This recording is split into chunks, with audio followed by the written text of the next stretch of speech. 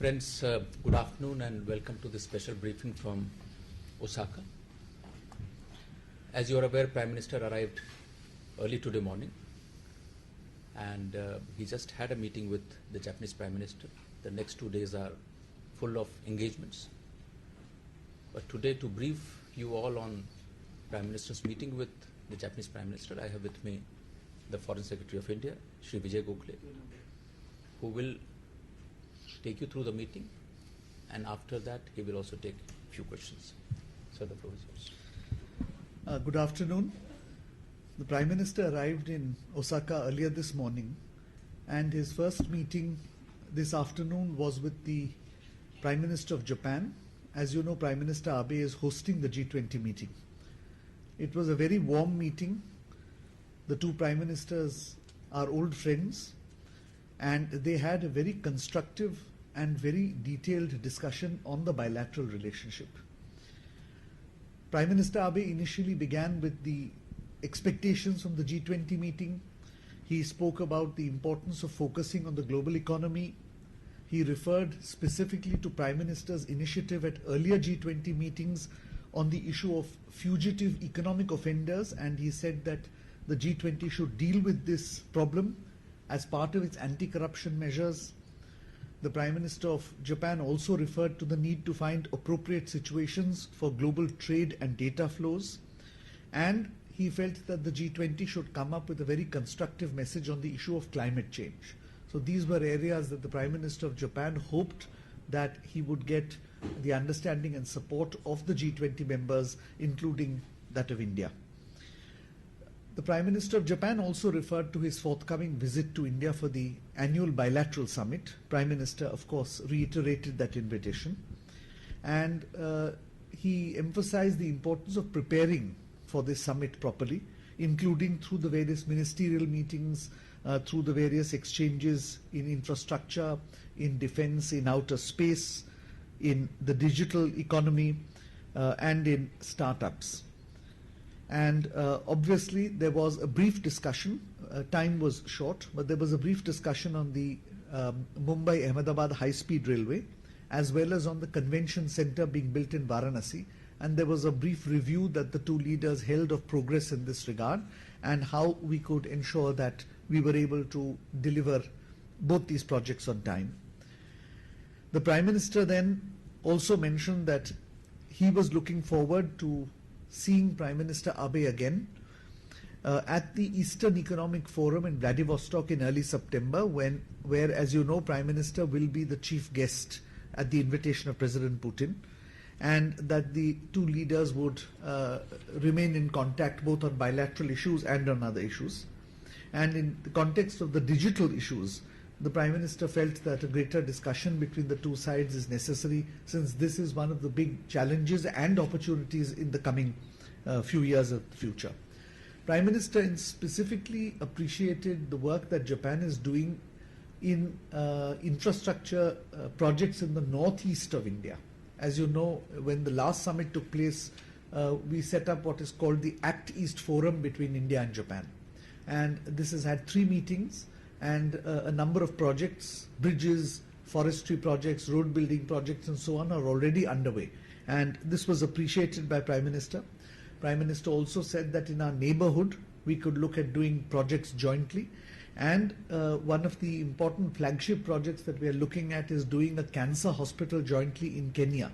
And both Prime Ministers agreed that this was something we should take forward. Prime Minister Abe also Prime Minister also then requested for Japan's support for a new initiative that he will launch later this year, and this is the Coalition for Disaster Resilient Infrastructure.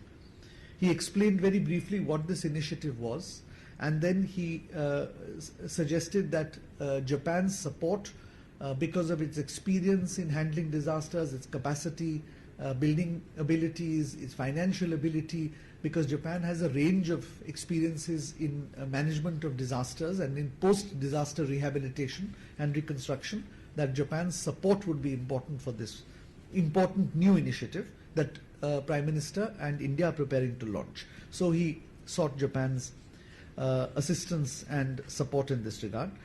Both of them then agreed that prior to his visit to India later in the year, a number of important meetings would take place, but the most important would be the first 2+2 ministerial meeting. This is a new format which was agreed to when Prime Minister visited Japan last year, in which the foreign affairs and defense ministers of the two countries will meet together and discuss issues relating to defense, foreign policy and security. So this meeting, it has been decided, will be held before the annual summit. The dates, of course, are still, that will be discussed through diplomatic channels. Finally, of course, they both observed that they would be meeting again tomorrow morning in the context of a trilateral meeting between Japan, India and the United States. And there was a brief discussion on how the Indo-Pacific Initiative, which is an important initiative which all three countries are separately pursuing and also discussing together, could be given a further fillip as part of this initiative. So these were the broad areas of discussion. It was a very warm meeting. The atmosphere was very positive. The Prime Minister of Japan is looking forward to his visit to India, and of course Prime Minister is looking forward to participating in the G20 meeting. So I will stop here now. Manish. Thank you, sir. I'll just take maybe one or two questions. Siddharth? Sir, was connectivity discussed? Because both Japan and India are keen to engage on connectivity, and of course third country projects. You talked about Kenya. We are also working in Sri Lanka.